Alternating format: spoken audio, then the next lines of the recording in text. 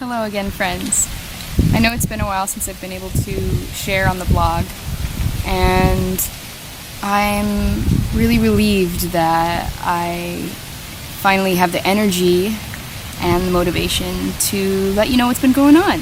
In my last post, I let you all know that we were going to be attending Vipassana, the silent meditation retreat, and also heading to Australia. I want to start off by saying that Vipassana was one of the most incredible and difficult experiences of my entire life.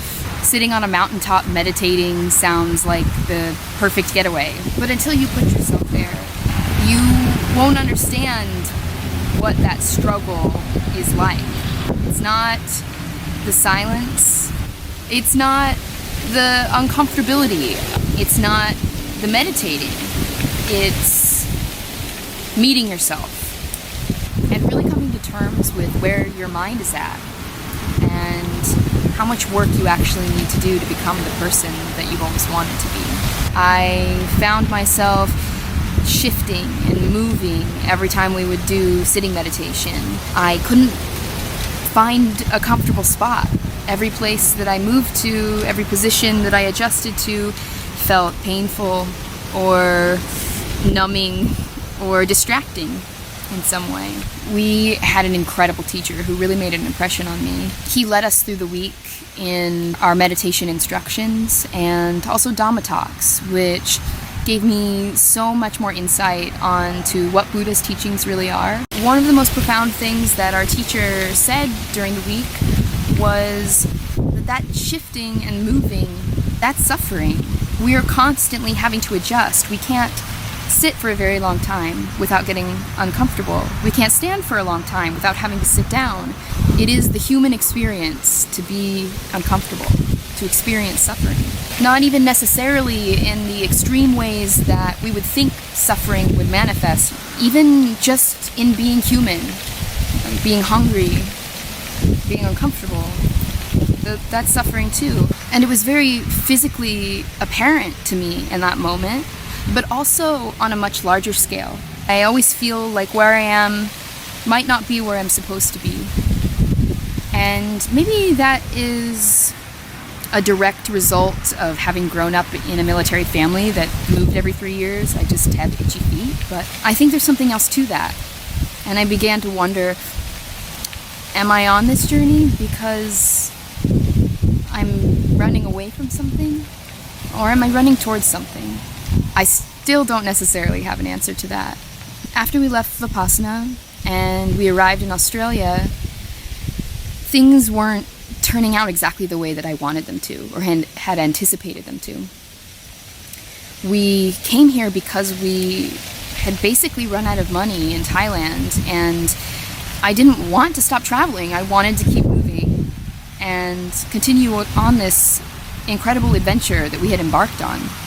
And this seemed like an answer, a way to see a new place, to meet more incredible people, while also making some money on a working holiday visa and fulfilling my dreams somehow. But when we arrived here, things weren't falling into place. We've had to borrow money from our families and accept donations from friends. And my pride, most likely, has gotten in the way of me being able to accept that reality that I perceive as failure, that we couldn't do this on our own, and that I have been encouraging all of you to do something similar, to take off on a wild adventure. Yet it's my privilege that keeps me here. We've tried to remain persistent. We purchased a car very cheaply so that we could get jobs on a farm.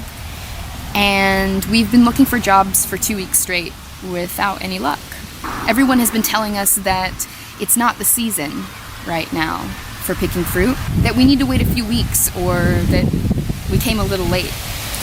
And there seemed to be a pattern here, because when we had arrived in Thailand, everyone told us that it was low season, that we hadn't come at the best time to see the country. And here we are again, having people tell us the same thing, and feeling like I misunderstood my intuition.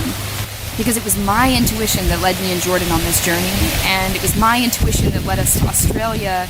And in both situations, I've felt so much frustration about where we are and what's happening to us. So I've been unable to express myself to the world.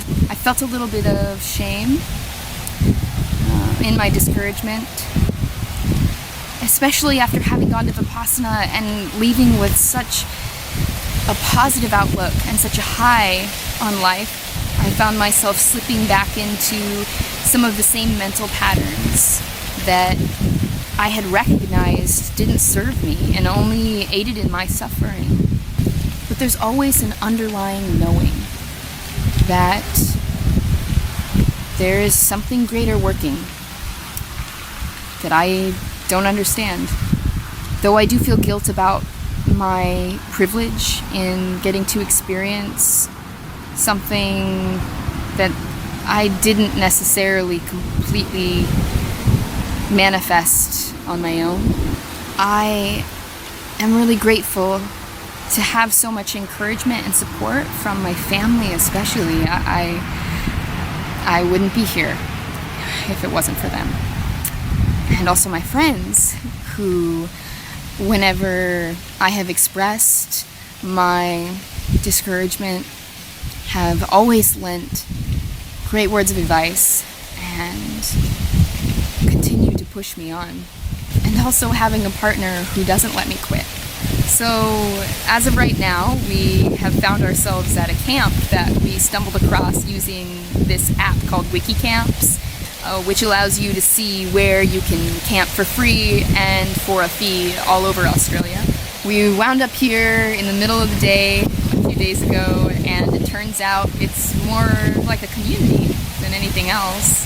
An older Australian man named Brett has kind of accidentally created this space, and now there's just a bunch of backpackers hanging around trying to build a solar heating system for the water, building a second bathroom, making improvements to this rickety outdoor kitchen that we have to work with.